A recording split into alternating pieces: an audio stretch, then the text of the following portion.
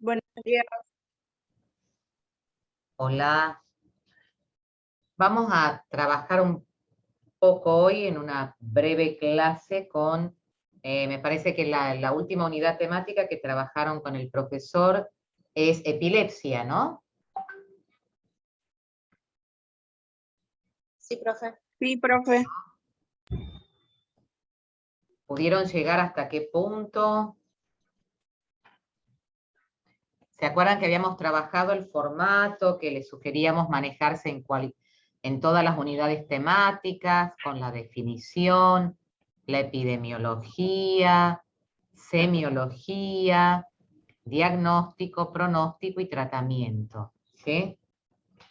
Les sigo recomendando este texto, Neuropediatría, Neuropsicología y Aprendizaje. Es el libro elaborado por hay una compilación de autores, pero quien coordina la publicación es el doctor Jaime Tallis, neuropediatra, y la doctora Ana María Soprano, ediciones Nueva Visión. La particularidad que tiene este texto, que ya les dije cuando presenté en la primera clase, que este autor lo que enlaza en los distintos capítulos es cómo las distintas patologías vinculadas a cierto déficit o lesiones del sistema nervioso central generan o producen o impactan en las distintas funciones psíquicas que están comprometidas en los procesos de aprendizaje. La atención, la memoria, o sea que de alguna manera afectan también la inteligencia, atención, memoria, percepción, concentración. Entonces, hace un análisis bastante detallado en cada una de las unidades temáticas, la de trastornos motores, la de discapacidad intelectual, el capítulo destinado a epilepsia, el capítulo que está vinculado a los trastornos del espectro autista, y de manera bastante detallada y al mismo tiempo específica, vincula cada uno de esos trastornos y sus repercusiones en el aprendizaje según estén o no afectadas las funciones psíquicas vinculadas al aprendizaje. ¿Qué les parece en el caso de la epilepsia? ¿Sí? De lo que vieron ya con el profesor Bedoya. ¿Habría posibilidad de que estos niños, niñas y adolescentes que presentan alguna de las distintas formas de epilepsia tengan comprometidas sus posibilidades para el aprendizaje, su capacidad para el aprendizaje? ¿Qué opinan?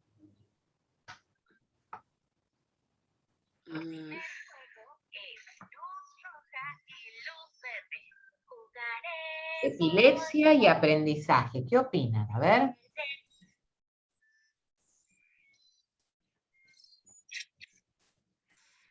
Una persona con epilepsia tiene comprometidas las funciones psíquicas involucradas en el aprendizaje. ¿Hay posibilidades de que estén comprometidas esas funciones o no? ¿No hay ninguna relación entre epilepsia y aprendizaje? ¿De qué depende que exista alguna relación entre las posibilidades y las capacidades implicadas en el aprendizaje y la epilepsia? La idea es poder conversar, ¿no? Cuando hablo de capacidades psíquicas o de funciones mentales o capacidades mentales, están vinculadas también a funciones cerebrales, ¿sí? Y ustedes ya manejan una definición de epilepsia. A ver, ¿quién puede aportar para que podamos dialogar un poco en la clase? Profe, ¿no depende del área en que esté afectada? Puede ser, según el área predominantemente afectada. ¿Qué más? Buen día, profe. Hola. Puede ser cuando son sucesivos los episodios que tiene de ataques que pueden llegar a afectar. Bien, otro elemento que tenemos en cuenta para eso. Entonces, sabemos que habrá que tener en cuenta entonces el tipo de epilepsia que presenta esa persona, también el área predominantemente afectada, pero más que nada el tipo de epilepsia y la frecuencia de la crisis, ¿sí? ¿Algo más aparte de eso, de la frecuencia de las crisis? ¿Tipo de crisis y frecuencia de las crisis? La edad también puede ser. ¿Por qué la edad? Y pienso que un chiquito que está en plena edad escolar puede ser más afectado que un adulto. Estamos hablando de niños y adolescentes que presentan alguna forma de epilepsia.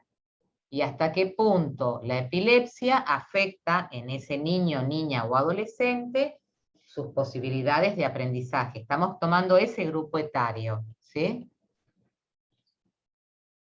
O sea, hasta ahora, tipo de epilepsia, tipo de crisis y frecuencia de las crisis. ¿Qué otro elemento más?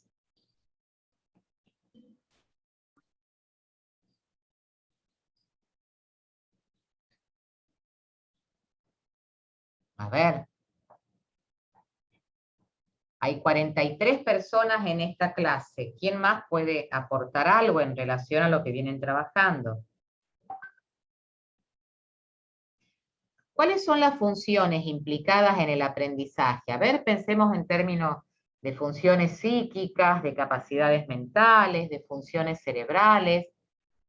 ¿Cuáles participan en un proceso de aprendizaje? Pensemos.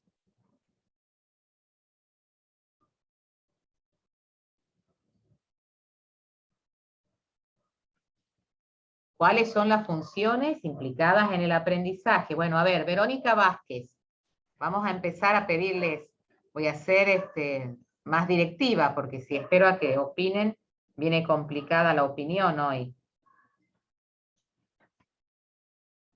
Verónica Vázquez.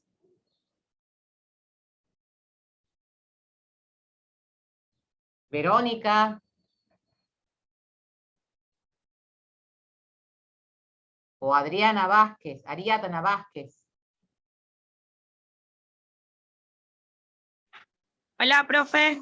Hola. Recién me conecto. Estoy con problemas en mi celu. ¿Cuáles serían las funciones psíquicas y funciones cerebrales implicadas en el aprendizaje? ¿Qué pensás?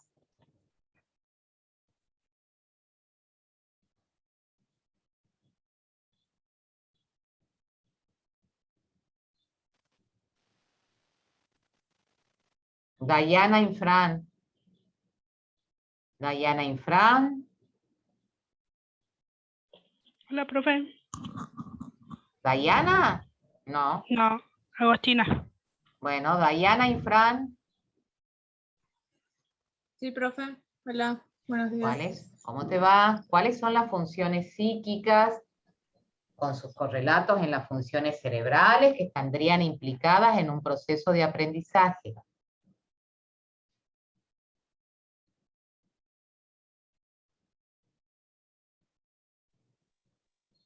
Buenas tardes, profe.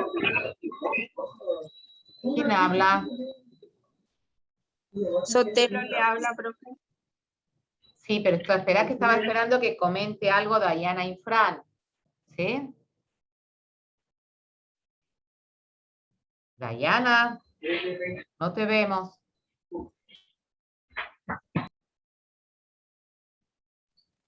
No tengo encendida la cámara porque escucho entrecortado, profe. Bueno, te escuchamos. A ver, ¿cuáles son las funciones psíquicas que tienen algún correlato en relación a las funciones cerebrales que estarían implicadas en un proceso de aprendizaje? ¿Qué necesito para aprender?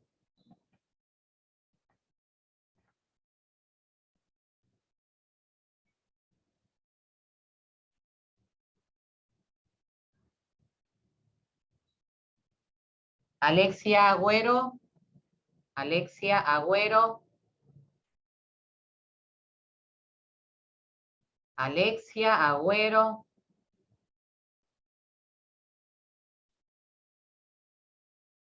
Bueno, yo voy a ir poniendo ausente las personas que aparecen pero no están, ¿no? Clarisa Sotelo. Sí, profe. Bien, ¿podrías comentar algo en relación a lo que venimos conversando? Sí, creo que tiene que ver con la atención y la memoria, los pensamientos, el lenguaje.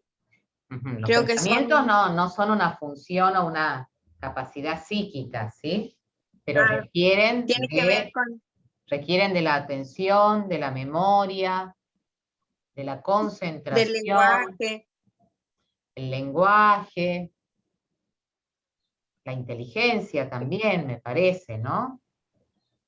Sí, profe. Profe, ¿tiene que ver con las funciones motoras también?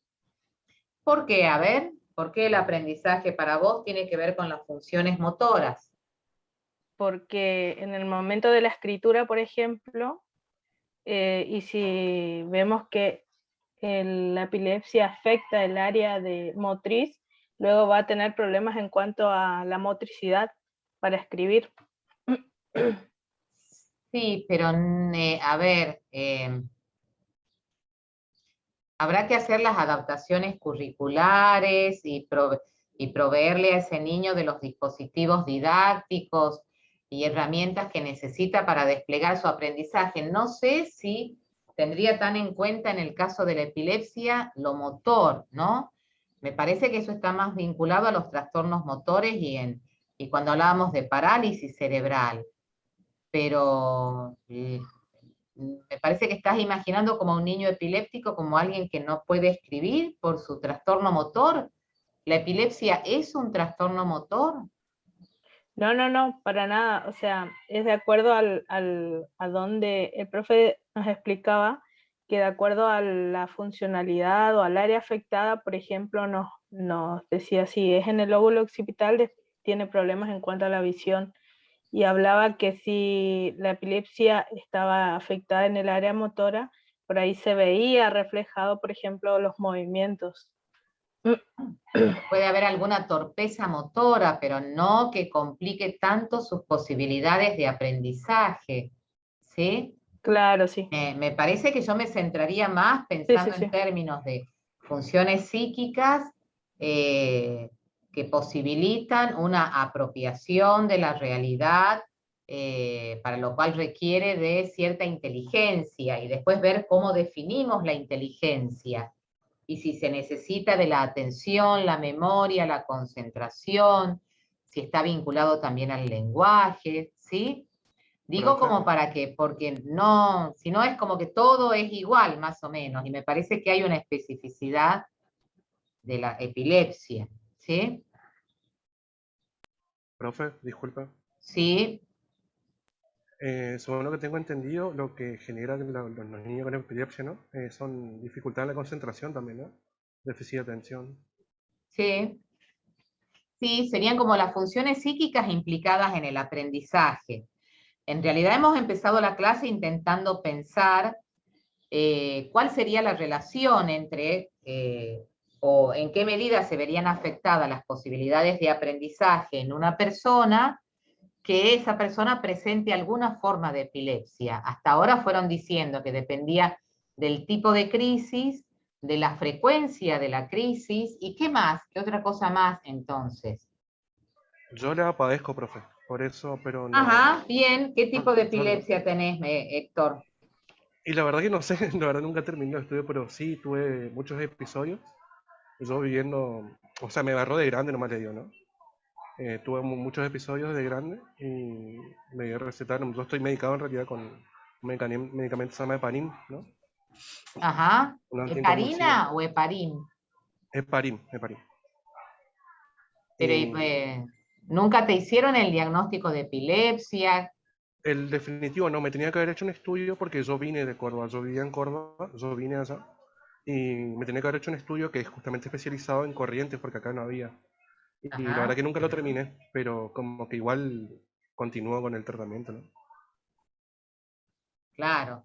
Sería interesante que te puedan hacer bien el diagnóstico, pues, para ver en relación a eso, no sé qué tipo de crisis, si eran crisis tónico-clónicas, si consistían en ausencias, si había o no una pérdida de la conciencia, ¿en qué consisten tus crisis? Sí, pérdida de conciencia. Yo tuve un episodio, un domingo, ¿no? Yo ya trabajaba todo el día y como yo creo que llegó a un nivel de estrés que me superó, ¿no? Y bueno, yo tuve un episodio, me desmayé, ¿no? Tuve una pérdida de conciencia, convulsioné y estuve una semana prácticamente internado y de los cuales yo recuerdo, bueno, yo más o menos me comentaron después que yo no recuerdo bien todo lo que fue pasando en ese momento, como un mes o más o menos yo perdí, por ahí salíamos que solo con mi señora, por ejemplo, y yo estaba perdido, no me ubicaba, ¿no? Era Ujú. bastante complejo, bastante complejo. Pero eso no necesariamente es consecuencia de la epilepsia, digámoslas. Hay cuadros de Claro, estrés que podrían llegar a provocar cuadros convulsivos. Y a ver, la pregunta para todos, ¿convulsión es sinónimo de epilepsia? No, profe, eso No, fue lo que nos profe. dejó bien en claro ayer el profesor, que Ujú. no todas las convulsiones tienen que ver con la epilepsia. Bien, ¿qué tipo de convulsiones puede haber que no sean epilépticas?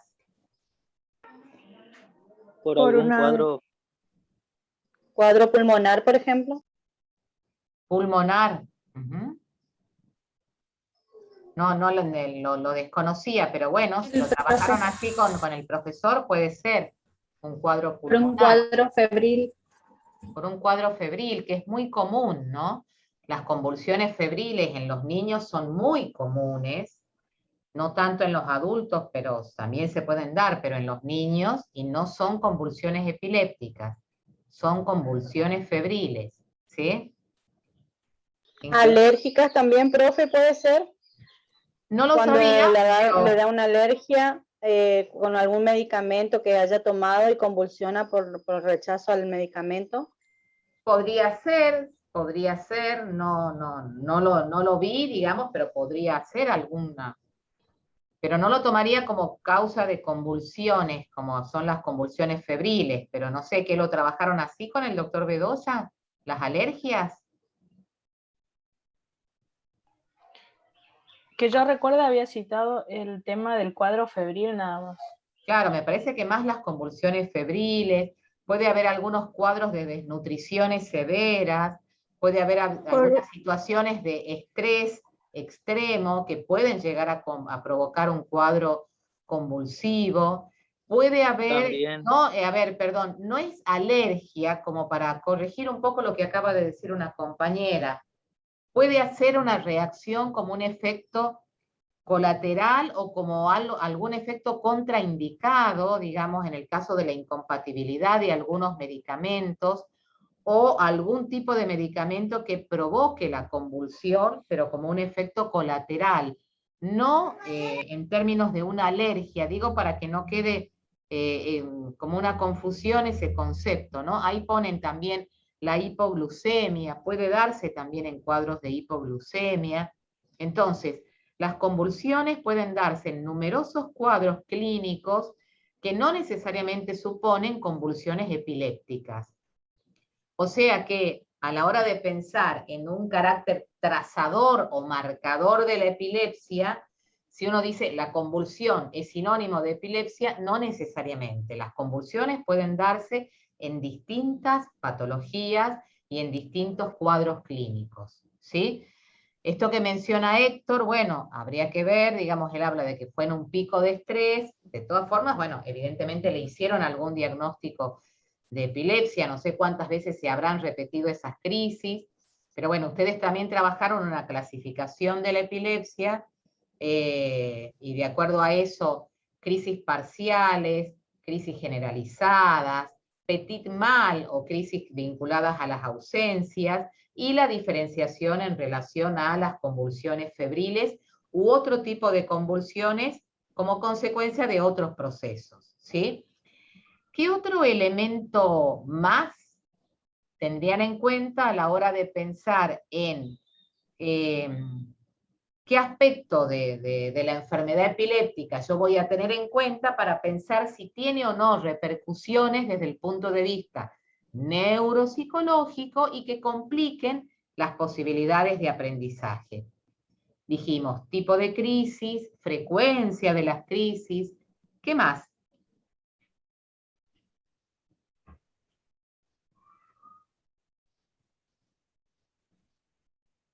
¿Qué más? A ver.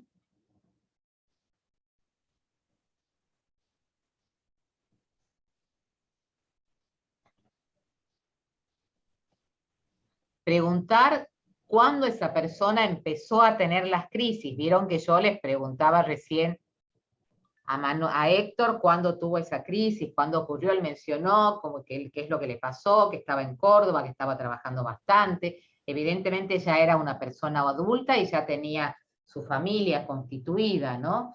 Pero bueno, la edad de comienzo de las crisis, cuándo empezó la enfermedad epiléptica, la edad del diagnóstico, en qué momento se hizo el diagnóstico. Estos elementos ya lo hemos tomado cuando hemos trabajado el formato para poder estudiar cada una de las unidades temáticas. A tener en cuenta cuándo se hizo el diagnóstico, el inicio de la sintomatología hasta el momento en el que se hace el diagnóstico, da cuenta de un periodo de tiempo en el cual es muy probable que esa persona haya estado con mucha sintomatología sin recibir la medicación que hace a un tratamiento adecuado. Entonces, si no hubo un diagnóstico precoz y un tratamiento oportuno, es muy probable que eso incida en la severidad de las crisis. Entonces, tipo de crisis, severidad de las crisis, edad de comienzo de las crisis, frecuencia de las crisis, edad de aparición y edad en la cual se inicia el tratamiento en cuanto a factores que yo debo tener en cuenta a la hora de pensar hasta qué punto es probable que la enfermedad epiléptica haya afectado las posibilidades de aprendizaje, ¿sí?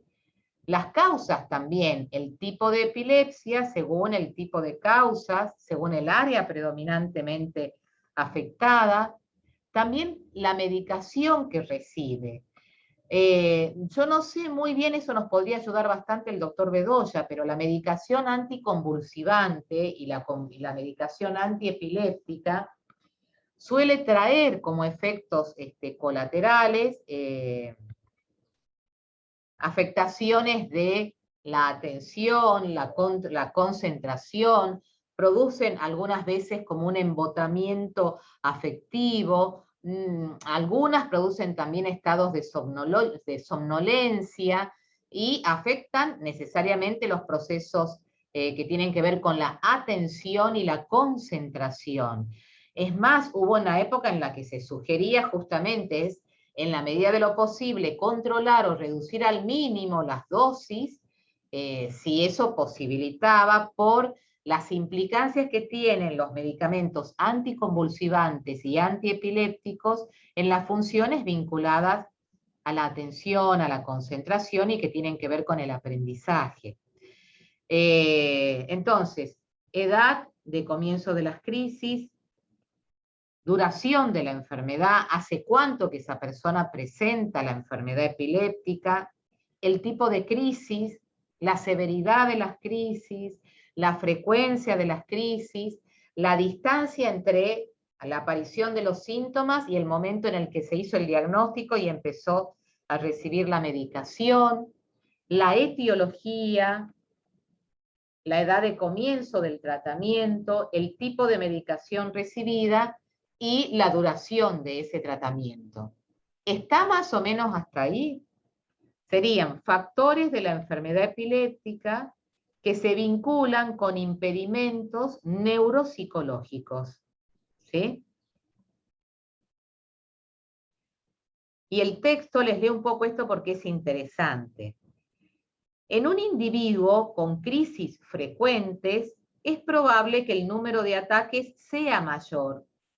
Si el número de ataques es mayor porque hay una frecuencia significativa de las crisis, es muy probable que esto corresponda a una forma severa de epilepsia y que requiera más tiempo de tratamiento en una combinación de una serie de drogas. Por lo cual, digamos, uno debe considerar todos esos elementos, ¿sí? Los que hacen a la naturaleza, frecuencia y gravedad de las crisis, momento del diagnóstico, edad de comienzo de las crisis y de comienzo de la enfermedad, tipo de medicación recibida, y debe hacer un análisis conjunto de todos esos factores para poder pensar en términos de hasta qué punto es probable que se vean complicadas las funciones del aprendizaje. ¿Por qué pusiste esa carita, Héctor Mancuello? Profe, en el chat nomás estaban hablando de la epilepsia y la compañera dijo nomás que su perra padece, su perrita padece Es muy epilepsia. común. Hay varios perritos, yo he conocido varios perritos con epilepsia. ¿Y querés comentar algo, Milagros, sobre esa perrita y el tratamiento? Milagros. No, profe, acá estoy en clase, estoy en clase. Sí, sí. No, y ella padecía cuando era muy chiquita, nomás cuando jugaba, no podíamos hacerle jugar ni nada de eso porque los nervios en sí le hacían que le agarre eso y tuvimos que comprarle pastillas y seguirle el tratamiento así nomás, pero ahora está bien por suerte. Ajá. Bien, bien. ¿Qué más pudieron trabajar con el doctor Bedoya entonces? Definición de la epilepsia. La definición nada más dio los tratamientos y los factores. Vamos a dar la clase que viene, dijo el profe ayer. Tipos de epilepsia. Clasificación tampoco dimos. Tipo de epilepsias, crisis generalizadas, crisis parciales, petit mal, No, o todavía no llegamos a eso. La clase que viene. Dijo. Que vamos a dar la clase que viene, si daba el tiempo, las clasificaciones y todo lo demás. Bueno, ¿cuál es la definición entonces de epilepsia? Él nos dijo que es la descarga anormal, excesiva y desordenada de un grupo de neuronas que se ubica en la corteza cerebral y se expresa según la funcionalidad del área afectada. Perfecto. ¿Cuáles son los elementos trazadores de esa definición? O los elementos que te permiten tener los rasgos distintivos de esa definición. Descarga excesiva de neuronas. Bien, un elemento es que es una descarga anormal y excesiva, no de cualquier cosa, sino de una descarga anormal y excesiva de neuronas, ¿sí? ¿Ubicada dónde? En la corteza cerebral. En la corteza cerebral, ¿sí? ¿Se acuerdan los rasgos distintivos que habíamos visto también de la definición de parálisis cerebral? Ahora tomemos los rasgos distintivos de la definición de epilepsia. Descarga anormal y excesiva de neuronas en la corteza cerebral. ¿Y qué más? Y que se expresa según la funcionalidad del área afectada. Bien. ¿Cuáles pueden ser las áreas afectadas? ¿Qué áreas cerebrales conocen ustedes?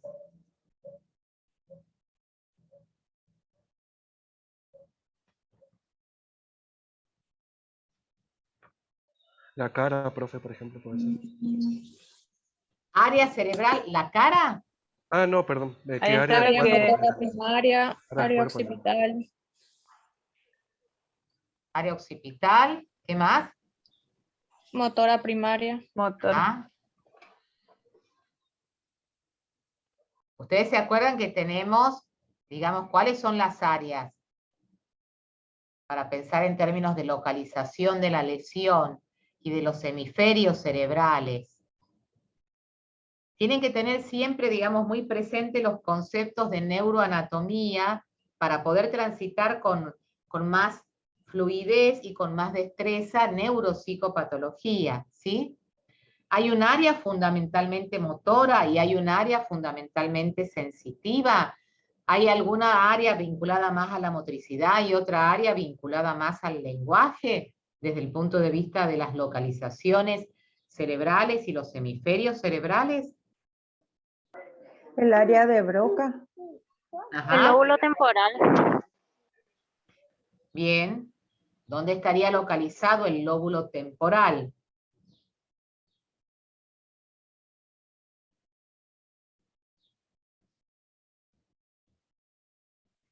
¿Quién puede mostrar occipital, frontal, temporal y parietal? A ver. ¿Quién se anima a encender la pantalla y mostrar las áreas?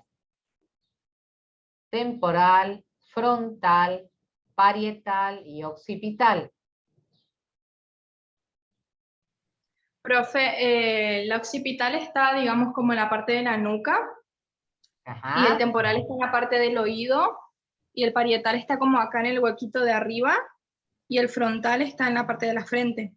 Perfecto. Frontal, temporal, occipital y parietal. ¿Sí? Bien. Importante que las tengamos siempre presentes. ¿Cuáles estarían vinculados más a la visión? ¿Qué área está más vinculada a la visión? El occipital, profe. Si hay alguna lesión por acá o cercana al cerebelo también. ¿Sí? ¿Dónde estaría el área de Broca? Alguien que mencionó el área de Broca, ¿y a qué lo vincularía?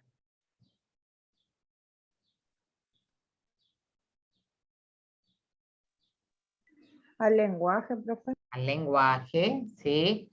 ¿Y estaría ubicada dónde? ¿Temporal, parietal o frontal u occipital? Frontal, creo. Frontal. Según me acuerdo. Y temporal. Hemisferio frontal y temporal. Temporal, ¿sí? Bien. ¿Qué otro elemento más trabajaron de la definición de epilepsia? ¿Qué otra caracterización hicieron? Puede darse en cualquier momento de la vida. Es una enfermedad del sistema nervioso que acontece predominantemente en los primeros años, en la adolescencia, en la adultez.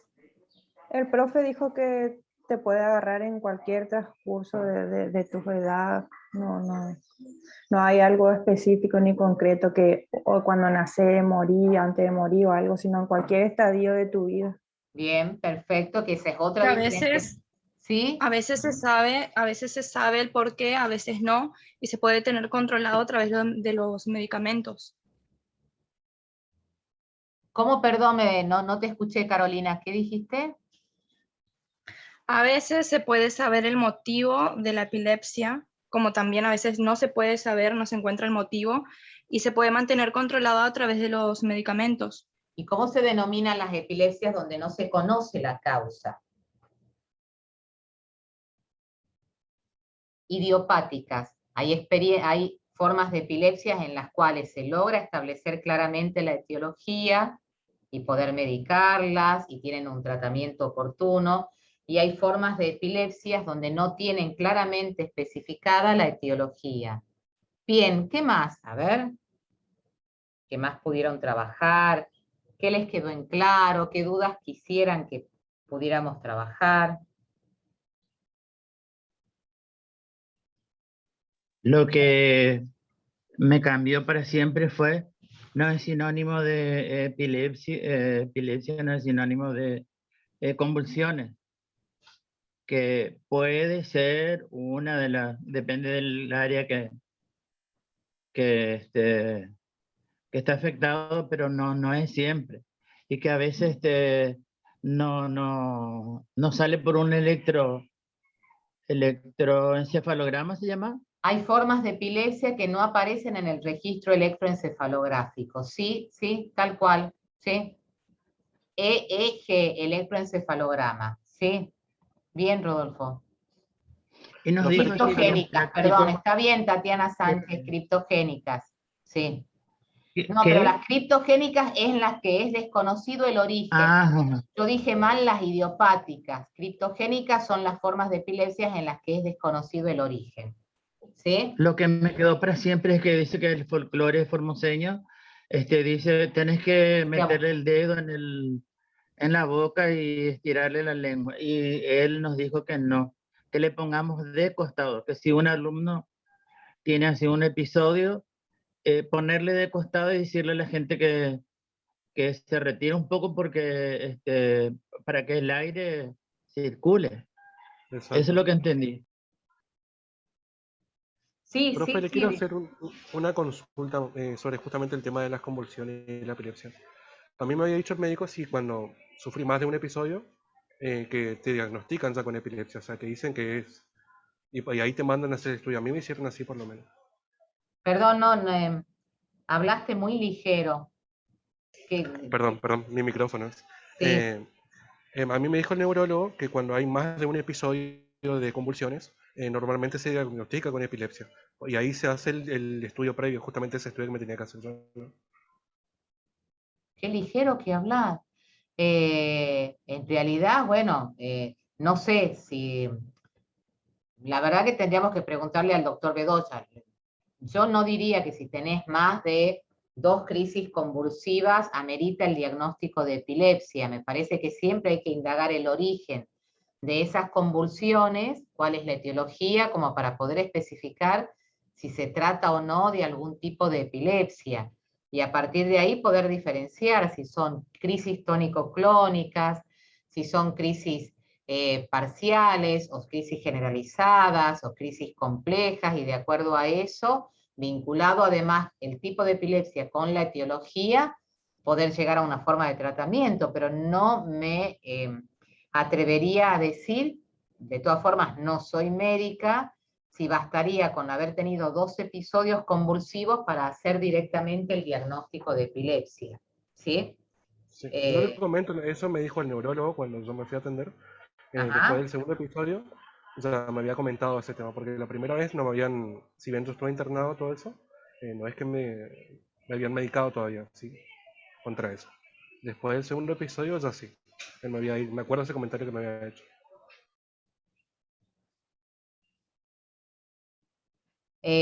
Increíble. ¿Es tu micrófono, decís, el que sale tan rápido? Puede ser, ¿se me escucha rápido o se me escucha lento? Manu, Perdón. hablas así nomás. Yo hablo habla rápido, así el perdón, profe. Manu, Perdón, bueno. perdón. Claro. Bueno, en todo caso le preguntarían al doctor Bedoya. La verdad que yo no me atrevería a decirlo. Desde mi concepción, no bastaría con haber tenido 2 episodios convulsivos para hacer un diagnóstico de epilepsia. De todas formas, me parece que habrá que hablarlo con el profesor Bedoya, ¿no? Bueno, ustedes me dijeron que todavía no trabajaron la clasificación de las crisis, si son crisis focales, crisis generalizadas, el tipo de crisis, tónico-clónicas, atónicas, clónicas o ausencias, eso todavía no trabajaron. ¿Sí? No, todavía no. Bueno, de todas formas, vamos a intentar trabajar un poco en torno a las implicancias de la epilepsia en las posibilidades de aprendizaje.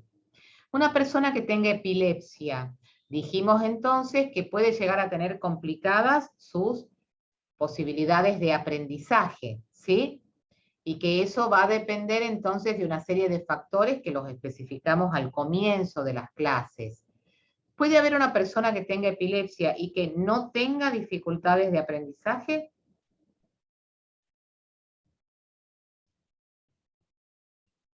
Sí. Ajá. ¿Por qué ese sí tan tímido? Si nos basamos en Héctor, que dijo que tenía, me parece que sí puede haber personas que tengan capacidad de aprendizaje. Bueno, a ver, todas las personas tienen capacidad de aprendizaje, ¿sí? Partamos por ese concepto.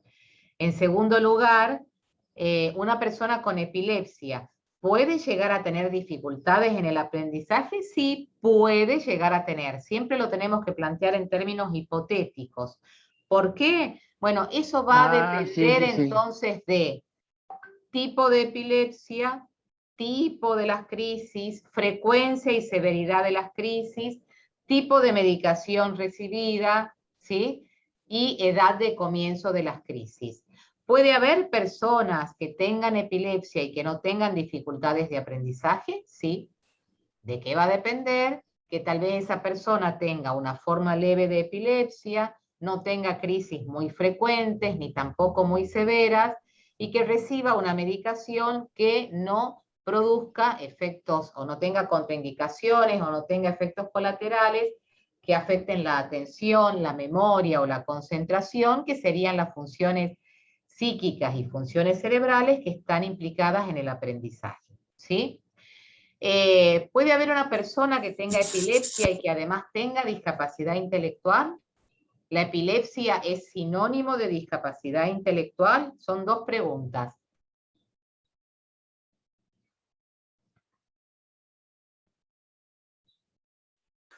A ver. No. A ver, ese Rodolfo con su sí, no, ¿qué quiere decir ese no? Hice dos preguntas.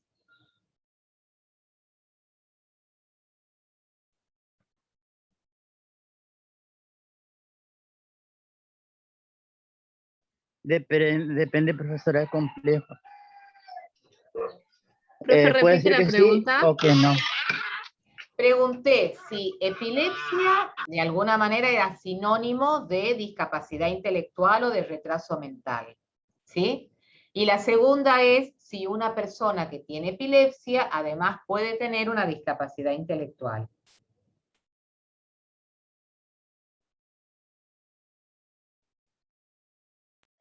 Creo que, como usted dijo antes, ¿no? En el tema del aprendizaje, exactamente, yo creo que no genera una discapacidad intelectual, ¿no? Sí, por ahí Justamente, problemas de conducta o de comportamiento, ¿no? si acabamos de decir que puede haber una persona que tenga epilepsia y que no tenga dificultades en el aprendizaje, ni siquiera fracaso escolar, la epilepsia no es sinónimo de discapacidad intelectual. Puede haber una persona que tenga una discapacidad intelectual y que aparezca como una comorbilidad asociada a alguna forma de epilepsia, sí, puede llegar a haber esas situaciones, pero no necesariamente van relacionadas la una con la otra. Hay algunas formas de discapacidad intelectual vinculadas a síndromes genéticos en los cuales suelen aparecer en la época de la pubertad o de la adolescencia como comorbilidad asociada a alguna forma de epilepsia, ¿sí? Pero no son sinónimos. ¿Está entonces más o menos hasta ahí? Sí, profe, se entendió. Otra caracterización que vi que hicieron ahí por el chat y que comentó, creo que Héctor o no sé quién, con respecto a si era o no hereditaria, la epilepsia no es una enfermedad hereditaria. Puede haber cierta predisposición, en lo cual también se indagan casi siempre los antecedentes familiares, pero por lo general la epilepsia no es hereditaria. Habrá algunos casos excepcionales donde que tiene que ver con estas formas sindrómicas de epilepsia que pueden tener algunos elementos vinculados a la cuestión genética, ¿sí? Y ahí sí podemos hablar de alguna condición epiléptica hereditaria, ¿sí? Pero no es en todos los casos o en todas las formas de epilepsia.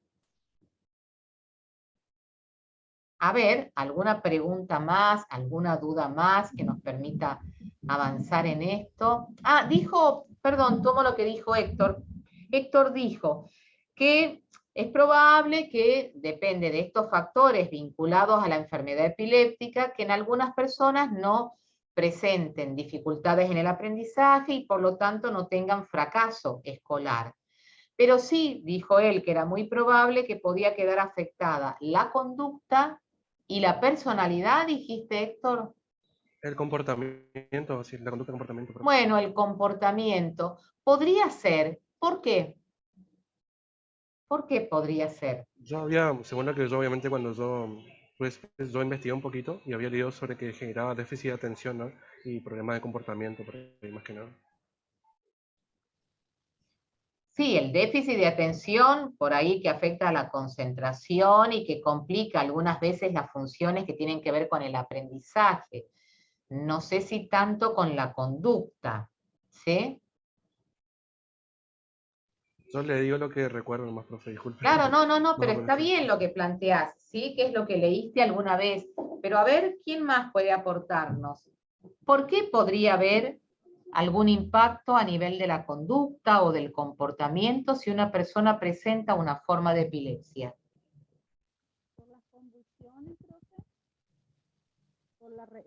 ¿Qué suele ocurrir en torno a la enfermedad epiléptica en una determinada sociedad? ¿Sí? Por el mundo externo, profe, sobre las tres áreas. Por ejemplo, ¿Cómo, Brian? Sobre el mundo externo, o sea, lo de la sociedad puede ser. ¿Qué pasa con la sociedad? Creo que habla de áreas de la conducta, profe, mundo externo. Eso. Pero no entiendo la relación de las áreas de la conducta o del mundo externo con lo que querés. ¿Cuál sería la relación entre la enfermedad epiléptica y la conducta o la afectación del comportamiento de una persona? Profe, por las dudas podría ser... Porque la conducta es funcional, creo. Profe, puede ser que algunos pueden Depende. llevar a A ver, tener... espere, que está hablando Brian. ¿Qué decías, Brian? Porque como la conducta es funcional, creo, profe, que depende de cada sujeto, ¿no? Sí. No de cada sujeto, está en función de la personalidad y el contexto. Sí. La conducta. Creo que tiene sentido lo que dice Brian, profe, según la DASH, ¿no? Las áreas que afectan la conducta fisiológicas, mentales, motrices, verbales, creo que eran, ¿no? Creo que en ese sentido, por ahí... Eso no eran las áreas, lo fisiológico, mental, motriz, verbal, sino que era una definición de conducta. Definición de conducta. El conjunto de operaciones verbales, motrices, fisiológicas y mentales por las cuales un organismo en situación resuelve las tensiones que lo motivan y se realiza sus posibilidades. Que los fenómenos de la conducta podían manifestarse fundamentalmente a través de tres áreas coexistentes, que a veces predomina más una sobre la otra: la mente, el cuerpo y el mundo externo. Pero a ver, me cuesta descubrir cuál sería la relación. Yo hice una pregunta hace un rato. En una determinada sociedad, ¿qué se dice acerca de la enfermedad epiléptica? ¿Cómo es vista la persona que tiene epilepsia? Y a veces con miedo, profe. Incertidumbre crea. Por ejemplo, yo tenía una compañera que sufría de epilepsia en la secundaria y todos, por ejemplo, estaban pendientes de que en cualquier momento le podía suceder la convulsión y incluso hasta se hicieron cursos para que sepamos y aprendamos cómo ayudarla. Y bueno, eso creaba como que ella se retraía por el solo hecho de saber que le podía suceder en cualquier momento. Obviamente estaba medicada, pero muchas veces igual tuvo las convulsiones, profesora. Sí, porque habría que ver qué tipo de epilepsia tenía, el tipo de crisis y la medicación que recibía. Pero vos ahí hablas de un entorno de precaución y cuidado, ¿sí? No siempre la sociedad responde con un entorno de protección y cuidado, a veces responde de otra manera. Más que nada basados en el miedo, ¿cómo suele ser la reacción? Generalmente una mirada se le victimiza, entonces se le, ¿cómo se dice? Cuidado que cuidado el otro, dale eso a tu hermanito porque sabe bien que él es epiléptico. Dale los colores, dale el juguete, así. Como que tiene un privilegio, digamos, ¿sí, no es cierto? Por eso lo he hecho de eso. No se le toma como alguien normal. A veces ocupa un lugar de privilegio. ¿Cómo? Yo creo que Rodolfo se refiere a que al niño que tiene epilepsia se le hace más especial de lo que, o sea, no sé cómo explicar que ya la gente le hace especial porque ya tiene epilepsia. Y no es así tampoco.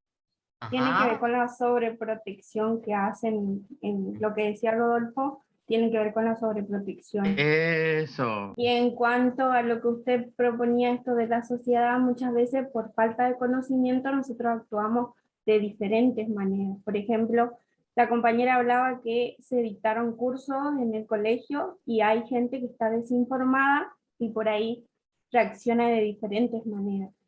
Eso es lo que le quería decir hoy. Y en cuanto a también que hablaban sobre el comportamiento, que tiene que ver que por ahí, bueno, nosotros por ahí a veces tendemos a reaccionar de manera marginal, también como decía la compañera. ¿De manera qué? Por eso, de manera marginal. Ajá. O sea, nosotros no marginal, sino que excluimos a esa persona que o sea, independientemente de la discapacidad, entonces directamente la persona se inhibe y ahí su comportamiento cambia, pero modifica por el contexto, no porque sea así. Claro, esto es lo que quería traer yo. No es la enfermedad epiléptica en sí, sino lo que la enfermedad epiléptica genera en un determinado contexto social y cultural, donde suele haber una mirada basada en el desconocimiento, sumamente estigmatizante sobre la persona que porta una epilepsia o que porta también alguna forma de discapacidad, una persona también que tiene parálisis cerebral, que tenemos también una tendencia a sustituir al sujeto con el diagnóstico, ¿no? Entonces deja de ser María que tiene epilepsia y pasa a ser la epiléptica, ¿sí?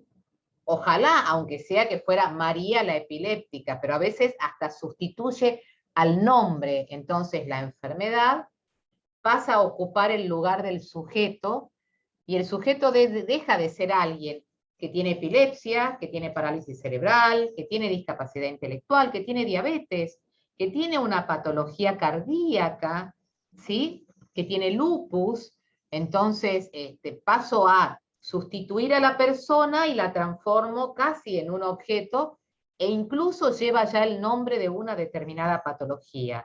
El epiléptico, el paralítico cerebral, ¿sí? El retrasado mental, el diabético, el cardíaco, y creo que esas maneras de sustituir al sujeto con la patología son entornos basados además en el desconocimiento, por eso a veces insistimos tanto en estas cuestiones del lenguaje, de la pertinencia con los conceptos y de la manera de dirigirse a alguien que presente algún tipo de discapacidad, que generan etiquetas, estigmatizaciones, y el paso siguiente a la etiqueta y a la estigmatización es la segregación, ¿no?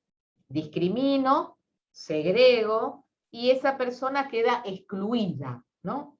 Entonces viene la estigmatización, la segregación y la exclusión, como que es una secuencia de hechos que acompañan a estos actos discriminatorios, muchas veces basados en una desinformación, o en una ausencia de información, o en una información que está distorsionada. Otro elemento que uno tiene que tener en cuenta es qué sentido le otorga la misma persona, el mismo sujeto, a esa enfermedad o a esa condición. ¿Qué significa la epilepsia para María? ¿Sí? ¿Y qué significa la epilepsia para esta familia de María, para sus padres?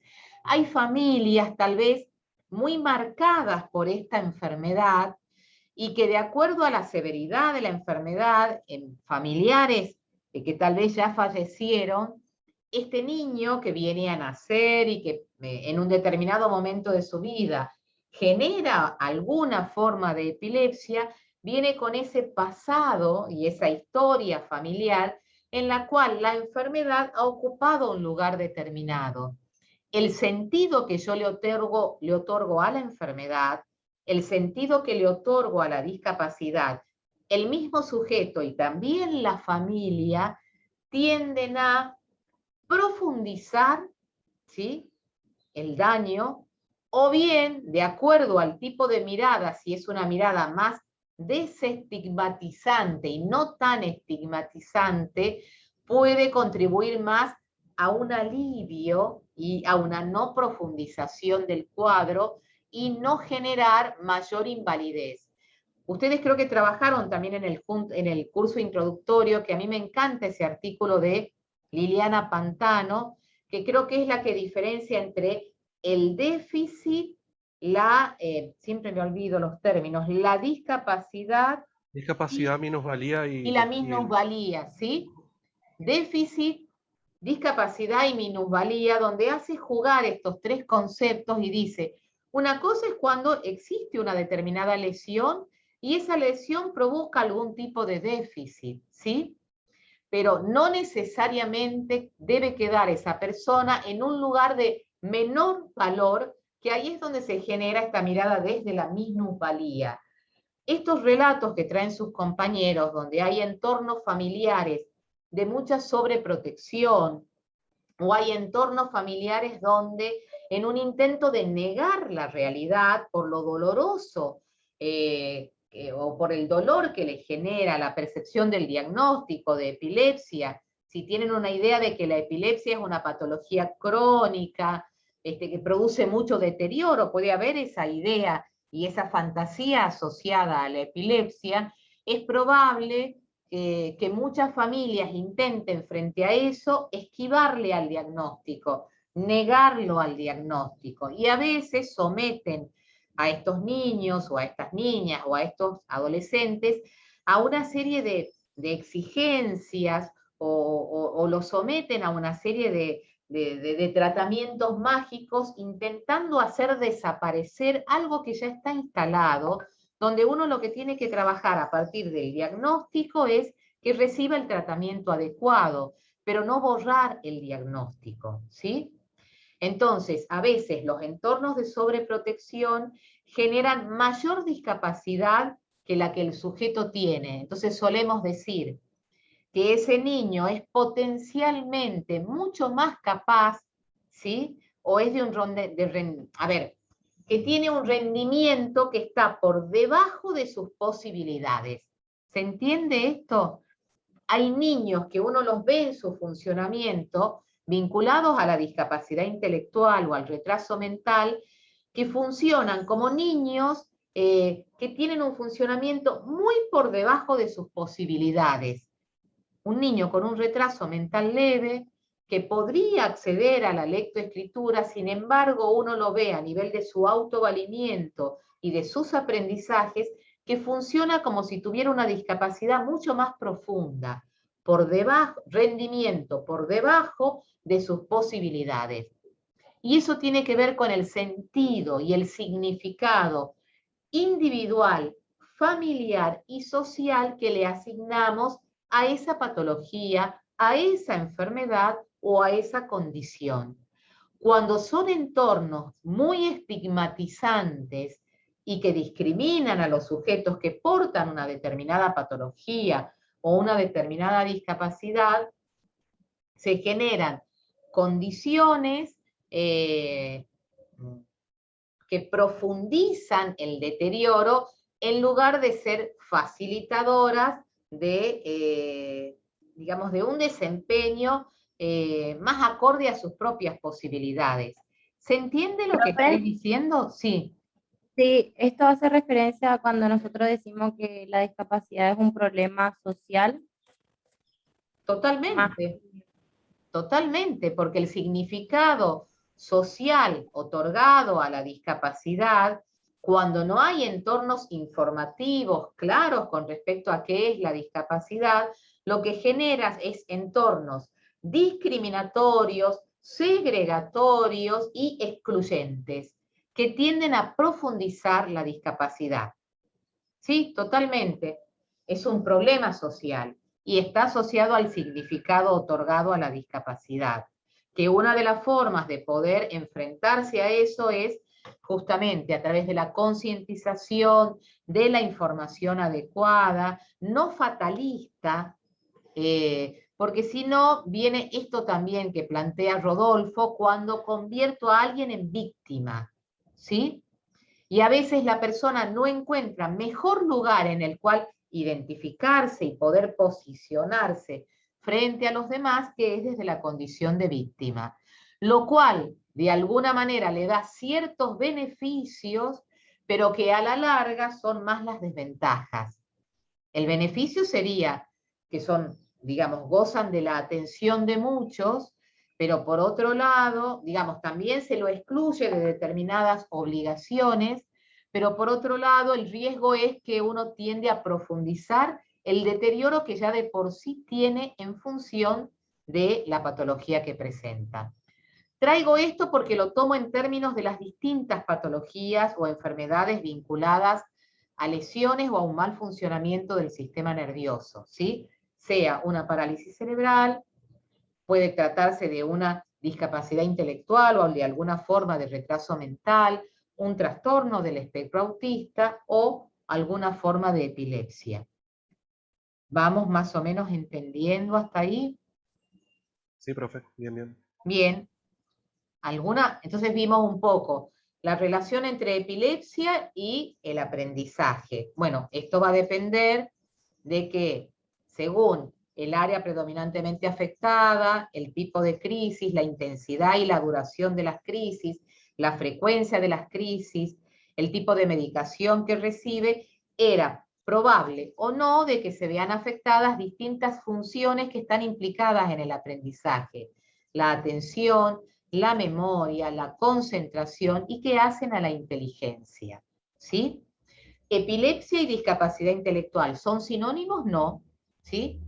¿Puede haber formas de epilepsia que generen discapacidad intelectual? Sí, podría llegar a haber, pero no necesariamente están en el rango de sinónimos, sino que son dos entidades diferentes que pueden en algunos casos venir asociadas, pero no se dan en todos los casos, ¿sí? ¿Puede haber afectación de la conducta de una persona que presenta alguna forma de epilepsia? Sí.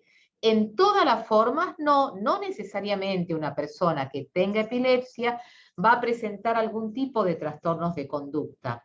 Pero ¿va a incidir la epilepsia en esa persona? Sí. ¿En qué sentido? Depende del significado social e individual y familiar asignado a esa enfermedad epiléptica en la historia familiar, ¿sí? Y al grado de información o de desconocimiento que tenga la misma persona con respecto a su enfermedad, como el entorno familiar inmediato y el contexto social y cultural en el que viva esta persona.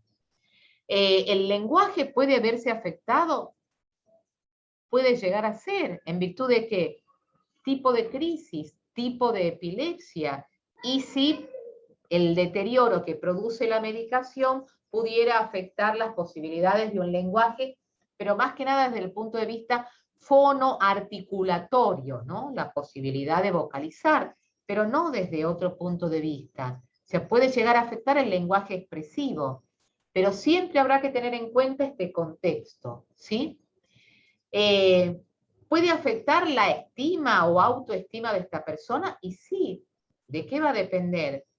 De el significado individual, social y familiar otorgado a la epilepsia, del grado de información con la que cuente esa persona y de cómo se vincule esa persona con su propio padecimiento. ¿Vos, Héctor, levantaste la mano? Sí, profe. Una compañera escribió en el chat, Laura Mencia. Profe, A veces el dijo, hecho de tener epilepsia es más perjudicial que la enfermedad entonces a nivel social y por supuesto, digamos, no sé si es más perjudicial. Lo que puede hacer, digamos, es cuando hay un entorno social estigmatizante, discriminatorio y desinformado, es que tienda a profundizar, digamos, o producir más deterioro que el que produce la enfermedad en sí. Sí, sí, estoy de acuerdo con lo que planteas ahí, pero no sé si es más perjudicial o en realidad lo que tiende es a profundizar el deterioro, ¿sí? ¿Se entiende, Laura? Sí, profe, entendí Ajá. perfectamente, ¿Eso era lo que gracias. vos querías decir o tenías algún otro comentario en relación a esto? No era eso, porque a veces como juzgamos más sin tener conocimientos, entonces me parecía que era mucho más perjudicial para esa persona con epilepsia. Bien, bien. Fíjate vos que también, en general, las distintas patologías que tienden a ser patologías crónicas, en muchos tipos de epilepsia, la epilepsia es una enfermedad crónica, ¿no? Pero también hay otras patologías no vinculadas al sistema nervioso central. Estoy pensando en algunas patologías cardíacas, en la epilepsia, en el lupus eritematoso, enfermedades cardíacas, en la diabetes, en la celiaquía, que son patologías crónicas que muchas veces limitan, digamos, limitan la vida y el autovalimiento, como que crean condiciones, condicionan la vida, y que es muy probable que estas distintas patologías, en tanto crónicas, ese factor de cronicidad, y que requieran además de ciertas limitaciones en tu vida diaria, es muy probable que produzcan algún efecto a nivel de la estima y de la conducta de las personas que tienen este tipo de patologías crónicas. Y ahí entra bastante en juego la cuestión de la autoestima, y eso tiene que ver con esto, el sentido asignado a la enfermedad en esta familia, y cómo la misma persona ha logrado empezar a reconciliarse, digamos, con esta enfermedad con la cual se encuentra confrontando permanentemente para poder convivir. Habrá que convivir con la epilepsia, habrá que convivir con la discapacidad intelectual, hay que convivir con la celiaquía, hay que convivir con la diabetes, hay que convivir con una parálisis cerebral. No solo el mismo sujeto, sino también el entorno familiar. Y esos son factores que se deben tener en cuenta a la hora de pensar, bueno, cómo va a transitar esta persona, esta patología que tiene esas características de cronicidad. En cuanto a esta relación entre la epilepsia y la posibilidad de que se produzcan o no trastornos en la conducta o en el comportamiento, lo que plantea Tallis es lo siguiente. En el caso de un niño o una niña que presente alguna forma de epilepsia, varios son los factores que pueden contribuir a que se generen trastornos en la conducta. Y esos trastornos en la conducta tal vez también puedan influir en el aprendizaje. Y estos son las alteraciones que se desencadenan frente a cualquier tipo de enfermedad que tenga un curso crónico y que necesite, por cierto, de medicación suministrada de manera casi permanente. Si hay una afectación y conductas de tipo reactivas del niño frente a la conciencia de enfermedad, es decir, sé lo que tengo y cómo reacciono frente a lo que tengo de acuerdo a la información que me ha sido suministrada. Conciencia de enfermedad. La niego, ¿sí? La acepto, y una vez que la acepto también cómo me posiciono frente a eso. Me convierto en víctima o trato de ir elaborando estrategias que me permitan convivir con la enfermedad, tanto al mismo sujeto como a la misma familia. Y eso está vinculado a la conciencia de enfermedad y cómo asumo esta enfermedad. En este sentido, dice el autor, puede haber fantasías de muerte, sentimientos de invalidez, puede haber resentimiento, puede haber enojo, entre otros sentimientos asociados a cuando uno va tomando conciencia de lo que le pasa. Puede haber también actitudes y conductas puestas en juego por la familia. Sentimiento de culpa, negación, sobreprotección. Este sentimiento de culpa también acompañado de una sensación de castigo, por algo nos estará pasando esto, o situaciones en las cuales muchas veces les acontece esto a las madres, sentirse culpables y que lo que les está pasando a estos hijos tiene que ver con algo que ellas hicieron o dejaron de hacer. Entonces, en general, en la transmisión del diagnóstico siempre tratamos de ser bastante meticulosos en ese sentido y aclararle a esta mamá: lo que le pasa a tu bebé no tiene nada que ver ni con algo que vos hiciste o con algo que vos dejaste de hacer, ¿sí? Porque si no, eso genera entornos... Se me congeló, profesora. ¿Cómo? La profe se le congeló. Sí, a la profe. A todo entonces. Perdón, no entiendo. ¿Qué? No sé de qué están hablando. Hola. ¿No me escuchan?